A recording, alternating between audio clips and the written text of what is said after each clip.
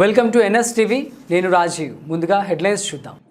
Karimnagar collector కార్యాలయం వద్ద నూనె శ్రీనివాస్ ఎన్ఎస్టీవీతో మాట్లాడుతూ కలెక్టర్ను తప్పుదోవ పట్టిస్తూ రిపోర్టు పంపించిన ఎంఆర్ఓ బత్తుల భాస్కర్ మీద చర్యలు తీసుకోవాలని కలెక్టర్కు ఫిర్యాదు చేయగా ఈ విషయంపై ఎంక్వైరీ చేసి రిపోర్టు పెట్టవలసిందిగా ఆర్డీఓ రమేష్కు అప్పటి కలెక్టర్ ఆదేశాలు ఇవ్వగా పలుమార్లు విచారణ జరిపి 2025 సంవత్సరం డిసెంబర్ నెలలో తుది విచారణ జరిపి సేకరించిన ఆధారాలు అన్నింటినీ పక్కన పెట్టి జనవరి నెల 2026 సంవత్సరంలో తప్పుడు పత్రాలతో ఉద్యోగం చేస్తున్నటువంటి ఉద్యోగి చనిపోయాడని రిపోర్టు పంపగా దాని ఆధారంగా అడిషనల్ కలెక్టర్ డిస్పోజ్ చేస్తున్నట్టుగా తెలిపారు.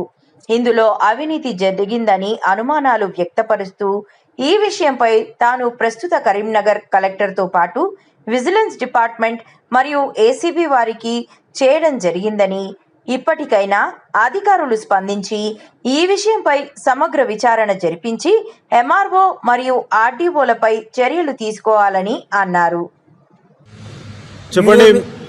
చెప్పండి, మీ పేరేంటిది, మీరు ఎక్కడి నుంచి వచ్చారు, మీ సమస్య ఏంటిది? నా పేరు నూనె శ్రీనివాస్. ముందుగా మీడియా మిత్రులకు నమస్కారములు. నా సమస్య నివారణకు మీడియా మిత్రులకు మరియు సమస్య లోకానికి కూడా ఉపరిచితమే. నా సమస్య ఎప్పుడు వీఆర్ఏ మీద నేను గోవన్ స్టడీ సర్టిఫికేట్ మీద ఒకటి కలెక్టర్ గారికి కంప్లైంట్ చేయడం జరిగింది. అది పలు దఫాలలో విచారణ జరిగి నాకు చివరగా కలెక్టర్ గారు 1/4/2026 రోజున కొందరు వ్యక్తి చనిపోయాడు, ఈ యొక్క కేసును నేను డిస్పోజ్ చేసుకున్నా అని అప్పటి అడిషనల్ కలెక్టర్ గారు దీన్ని క్లోజ్ చేయడం జరిగింది.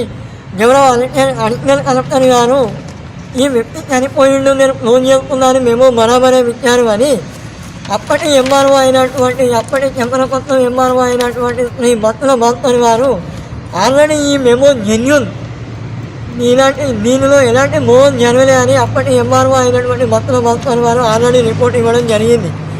మరలా దీన్ని కలెక్టర్ గారి దృష్టికి తీసుకోకపోతే కలెక్టర్ గారు కూడా దీనికి మళ్ళీ ఆర్డీఓ గారికి ఎంక్వైరీ రాయడం జరిగింది. మొన్న ఆర్డీఓ గారు కూడా దీని మీద ఎంక్వైరీ చేసి ఆర్డీఓ గారు కూడా అటు ఇటు కాకుండా సమాధానం ఏమని ఇచ్చిండు అంటే ఇది స్టడీ సర్టిఫికేట్ బోగస్, దీని మీద అనుమానాలు ఉన్నాయి, ఇతని యొక్క డేట్ ఆఫ్ బర్త్ కూడా బరాబర్ లేదు. ఒకటి 1966 చూపిస్తుంది, ఒకటి 1977 చూపిస్తుంది. మరియు ఇతని యొక్క స్టడీ సర్టిఫికేట్లో ఉన్న అడ్మిషన్ నెంబర్ 283 అనేది ఇతన్ని కాదు, వేరే యొక్క వ్యక్తిని చూపిస్తుంది అని డైరెక్ట్ ఆర్డీఓ గారు ఒక రిపోర్ట్ ఇవ్వడం జరిగింది. ఇంత స్పష్టంగా ఆర్డీఓ గారు రిపోర్ట్ ఇవ్వడం జరిగింది. ఒకటే డిపార్ట్మెంట్ అయినటువంటి రెవెన్యూ వ్యవస్థలో ఉన్న ఎంఆర్ఓ గారు జెన్యూన్ సర్టిఫికేట్ అని రిపోర్ట్ ఇస్తాడు. అదే డిపార్ట్మెంట్లో ఉన్నటువంటి హయ్యర్ అధికారి అయినటువంటి ఆర్డీఓ గారు దీనిలో అనేకమైన లోపాలు ఉన్నాయని ఒక రిపోర్ట్ ఇవ్వడం జరిగింది. కాబట్టి దీనిని మీరు దృష్టిలో ఉంచుకొని దీన్ని మీ స్థాయిలో సమగ్ర విచారణ జరిపించాల్సింది పోయి తన వ్యక్తి మరణించాడు అని చెప్పి దీన్ని క్లోజ్ చేయడం అనేది అత్యంత బాధాకరం మేడం. దీని మీద మేము 2 సంవత్సరాల నుంచి బయట చేస్తున్నాం. ఓకే, మనిషి చనిపోయాడు, ఓకే, ఇప్పటి వరకు ఓకే. మరి జెన్యూన్ సర్టిఫికేట్ ఇది బోగస్ కాదు, జెన్యూన్ అని ఇచ్చినటువంటి బత్తుల భాస్కర్ గారిపై ఎలాంటి చర్యలు తీసుకున్నారు? నేను 4/6/2025 రోజునే గౌరవ కలెక్టర్ గారికి బత్తుల భాస్కర్ గారి మీద చర్యలు తీసుకోవాలని నేను డిఈఓకు లెటర్ పెట్టిన, ఎడ్యుకేషన్ డిపార్ట్మెంట్కు లెటర్ పెట్టి ఈ వ్యక్తి యొక్క టీసీ బోగస్ అని ఈ అడ్మిషన్ నెంబరు నూనె సమ్మయ్యేది కాదు, నేనే భాస్కర్గా గుర్తించడం జరిగింది. అప్పటి డిఈఓ గారు ఎంఈఓ గారు సర్టిఫైడ్ చేసి కూడా కాపీలు ఇవ్వడం జరిగింది. నేను దీని మీద సమగ్రంగా ఒక లెటర్ కూడా రాయడం జరిగింది కలెక్టర్ గారికి. దీని మీద ఇప్పటికైనా స్పందించి అప్పటి ఎంఆర్ఓ అయినటువంటి బత్తుల భాస్కర్ మీద చర్యలు తీసుకోమని నేను లెటర్ రాస్తే అతని మీద చర్యలు తీసుకోకుండా తనను వ్యక్తి చనిపోయిండు, నిన్ను డిస్పోజ్ చేసుకున్నామని ఒక లెటర్ ఇచ్చి మళ్ళా తప్పుడు చేసుకున్నారు. అని ఇది ఈ విధంగా కాదు గౌరవ కలెక్టర్ గారు. నేను మళ్ళా కూడా నేను గౌరవ కలెక్టర్ గారికి ఒక లెటర్ పెట్టిన 24 రోజున మీ యొక్క డిపార్ట్మెంట్లో, మీ యొక్క రెవెన్యూ డిపార్ట్మెంట్లో ఉన్నటువంటి ఉన్నత స్థాయిలో ఉన్నటువంటి అధికారులు ఒకరు జెన్యూన్ అని ఇస్తారు, ఒకరు దీనిలో లోపాలు ఉన్నాయని ఇవ్వడం పరస్పరం చట్టానికి విరుద్ధంగా నేను ఇప్పుడు ఇదే వ్యవస్థలో ఉన్నటువంటి ఎంఆర్ఓ గారు జెన్యూన్ అని రిపోర్ట్ ఇవ్వడం జరిగింది. ఇదే వ్యవస్థలో ఉన్న ఆర్డీఓ గారు దీని మీద అనేకమైన అనుమానాలు ఉన్నాయని రిపోర్ట్ ఇవ్వడం జరిగింది. వ్యక్తి చనిపోయిన అని నేను పక్కదారి పట్టిస్తున్నాను అని ఈ అధికారుల మీద ఎందుకు చర్యలు తీసుకోలేకపోతున్నారు ఇప్పటి వరకు? ఈ ఒక్క ఎంఆర్ఓ చేయబట్టే వల్ల ఇంత ఆలయాపన జరిగింది. ఈ ఎంఆర్ఓ గారి మీద ఎందుకు చర్యలు తీసుకోలేకపోతున్నారు? ఈ ఎంఆర్ఓ గారిని కాపాడవలసిన అవసరం ఏంటి అసలు? ఈ వ్యవస్థలో ఈ ఎంఆర్ఓ గారిని మీరు ఎందుకు కాపాడుతున్నారు? నేను 6 నెలలే ఆపరేట్ చేసిన భక్తుల అనే ఎంఆర్ఓ పైన తక్షణమే చర్యలు తీసుకోవాలని. ఇప్పటి వరకు ఈ ఎంఆర్ఓ మీద చర్యలు తీసుకోకపోవడం ఏంటిది? నేను ఎన్నుకున్న ఆశ్చర్యం ఏంటిది చెప్పండి, సమాజానికి చెప్పండి. నాకు అవసరం లేదు, నాకు న్యాయం చేయకుండా మంచిదని సమాజానికి అన్నా మీరు ఏం చేస్తున్నాం అనేది ఒకటి వివరణ ఇవ్వండి.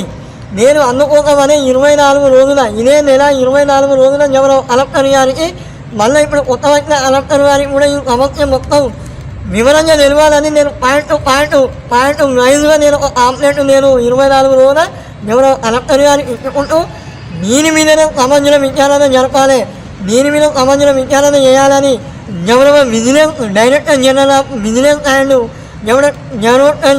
General of anti corruption bureau ACB గారికి కూడా నేను ఆంప్లెట్ చేయడం జరిగింది.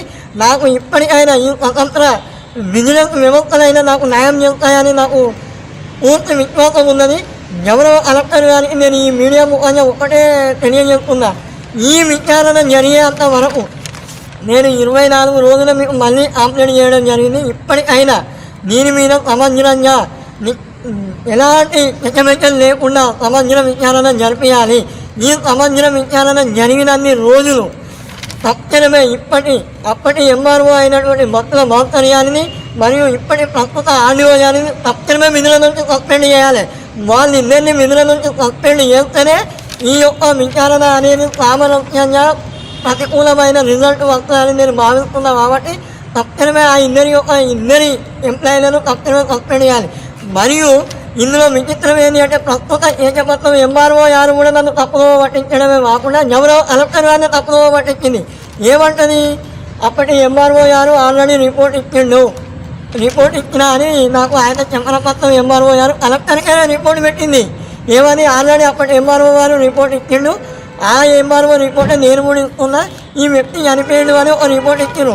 ఎవరో ఎంఆర్ఓ గారు మీకు తెలియని విషయం ఏంటి అంటే 9/1/2026 రోజుల్లో మనము ఆర్డీఓ గారి ముందట మనం ఫైనల్ విచారణకు హాజరు కావడం జరిగింది. ఆ రోజు నూనె అమ్మాయి అనే వ్యక్తి హాజరయ్యాను, నేను హాజరైనా, ఎవరో చెంపలపత్రం ప్రస్తుత ఎంఆర్ఓ గారు హాజరై వాళ్ళ దగ్గర ఏమేమో ఆధారాలు ఉన్నాయో అవన్నీ సమర్పించడం జరిగింది. అప్పటికే క్లోజ్ అయిపోయింది అందరం. దాన్ని ఆర్డీఓ గారు ముందు ఎలాంటి సమాధానాలు ఇచ్చారు అనేటిది బేస్ చేసుకొని కలెక్టర్కి ఒక రిపోర్ట్ పంపాలి. కాకపోతే ఇక్కడ ఏమైంది, ప్రస్తుత ఎంఆర్ఓ గారు 4/3/2026 రోజున రిపోర్ట్ పంపితే ఆర్డీఓ గారు 6/3/2026 అందరూ కూడా కలుపుకొని రిపోర్ట్ మరి మనకి చనిపోయినప్పుడు రిపోర్ట్ ఎక్కడి నుంచి వచ్చిందండి? మనకి చనిపోయాడు అని మీరే డెత్ సర్టిఫికేట్ పెడుతున్నారు. మళ్ళీ మనకి చనిపోయిన తర్వాత ఎవరిని విచారణ చేశారు, ఏం రిపోర్ట్ ఇచ్చారు? ఎవరో కలెక్టర్ గారు ఇప్పటికైనా మీరు కూడా ఆలోచించండి. నన్ను వాళ్ళు వీళ్ళు తప్పుగా పట్టించండి. ఎవరో కలెక్టర్ గారిని ఎవరో గవర్నమెంట్ వ్యవస్థనే మొత్తం వీళ్ళు బ్రతి పట్టిస్తున్నారు, వీళ్ళు తప్పుగా పట్టిస్తున్నారు.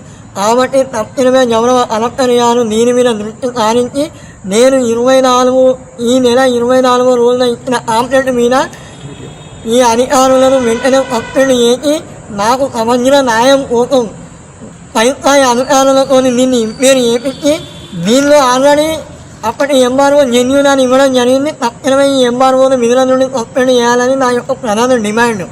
మరియు దీన్ని ఇంత ఆలం దీన్ని కాలయాపన చేసినటువంటి ఆర్డీఓ గారు ఇవరకు అనుమానాలు ఉన్నాయని ఒక రిపోర్ట్ ఇవ్వడం తప్ప ఎలాంటి స్వచ్ఛమైన రిపోర్ట్ ఇవ్వలేము. కాబట్టి నా ఆలయాపనకు మీరు ఇంటించి తక్షణమే ఆర్డీఓ గారిని కూడా సస్పెండ్ చేసి నాకు న్యాయం చేయాలని నేను ఈ మీడియా ముఖంగా కోరుకుంటున్నాను.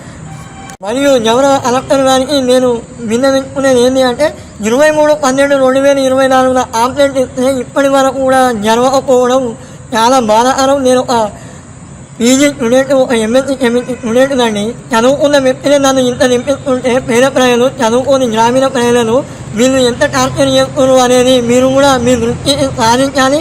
మరియు ఇప్పటి వరకు 6వ నెలల 4వ తారీఖు 2025 భక్తుల భక్తులు అనే ఎంఆర్ఓ మీద నేను చర్యలు తీసుకొని అని డిఓ లెటరు అన్ని లెటర్లు జెన్యున్గా తీసుకొని వచ్చిన తర్వాత కూడా ఈ ఎంఆర్ఓను సస్పెండ్ చేయకపోవడం, ఈ ఆర్డీఓకు సపోర్ట్ చేయడం, అసలు ఏంటిది ఈ వ్యవస్థ ఏంటిది? మీద వెనుక ఉన్న అభివృద్ధి చెప్తలేమను, దీనికి అడ్డుపడుతున్నది ఎవరు, ఈ రిపోర్ట్లను తారుమారు చేస్తున్న వ్యవస్థ ఎవరు, అసలు దీని వెనుక ఈ ఎంఆర్ఓ వెనుక ఈ వ్యవస్థ వెనుకున్న అభివృద్ధి చెప్తున్నారు కూడా అతి త్వరలో మేము బయటకు తీస్తాం. నేను చెప్తున్న మీడియా ముఖంగా నేను ఈ సమస్యను విడిచిపెట్టేటోని కాదు. నేను అవసరం అనుకుంటే విజిలెన్స్ వ్యవస్థలకు కూడా ఇచ్చిన అక్కడ కూడా నాకు న్యాయం జరిగిన ప్రత్యాలను నేను ఎవరో అప్పటి ఎంఆర్ఓ చెప్పింది నాకు, నువ్వు ఏడి పోతావు కోర్టు పోతావా పో, ఏం చేస్తావో చేసుకో అన్నారు కదా. నేను గౌరవ న్యాయస్థానం హైకోర్టులో కూడా రిట్ పిటిషన్ వేయడానికి సిద్ధంగా ఉన్నా. నేను ఇదే రోజున ఈ రోజునే నా యొక్క లీగల్ టీం అయినటువంటి నా పర్సనల్ లీగల్ టీంతో చర్చలు జరుపుకుందాం.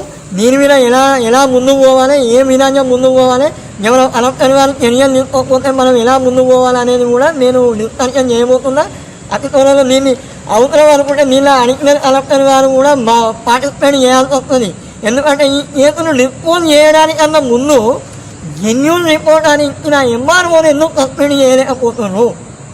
అసలు ఆయన ఎన్నుకున్న అభివృద్ధి చెప్తే ఏంటిది? ఆయన తప్పనిసరిగా సస్పెండ్ చేయాలి. ఈ రోజు అయినా ఎవరో కలెక్టర్ వారు స్పందించి అతన్ని తప్పనిసరిగా విధుల నుంచి సస్పెండ్ చేయాలి.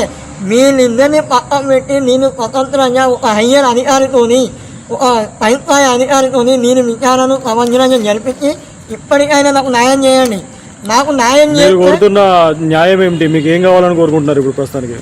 నేను ఏమంటున్నా అంటే మీడియా ముఖంగా నేను ఒక చదువుకున్న వ్యక్తిని వీళ్ళు ఇంత తిప్పలు పెట్టిరు కాబట్టి 2 సంవత్సరాల నుంచి గ్రామీణ ప్రాంతాల నుంచి వస్తున్న చదువులేని పేదలను కానీ, చదువులేని విద్యార్థులు అయినా కానీ, చదువులేని వయస్కులను అయినా కానీ వాళ్ళు కాంప్లైంట్ ఇస్తే వీళ్ళు ఇంకెంత బాధ పెడుతున్నారు అని నా గుండె చూపిస్తుందండి. నేను ఒక చదువుకున్న వ్యక్తిని దాంట్లో చెప్పులు అనేది చెప్తున్నారు. మరి వీళ్ళు ఒక గ్రామీణ ప్రాంతం వల్ల ఏం సపోర్ట్ చేస్తారు, ఎలాంటి పరిష్కారం చేస్తారు? కాబట్టి ఈ వ్యవస్థ చక్కగా ఉండాలంటే ఒక 2 ఎంప్లాయీలను సస్పెండ్ చేయాలి. ఒక 2 ఎంప్లాయీల మీద చర్యలు తీసుకుంటే అంత వ్యవస్థ అంతా ఎక్స్ప్లైట్ అవుతాయి. కాబట్టి మీడియా ముఖంగా నేను మరలా చెప్తున్నా, తప్పనిసరిగా భక్తుల అనే ఎంఆర్ఓను తప్పనిసరిగా సస్పెండ్ చేయాలి. లేని ఎడల నేను ఇంకా తీవ్రతరం చేస్తా. హైకోర్టును ఆశ్రయిస్తా. అవసరం పై స్థాయికి కూడా నేను వెళ్ళడానికి రెడీలు ఉందా. తప్పనిసరిగా నాకు న్యాయం చేయగలను.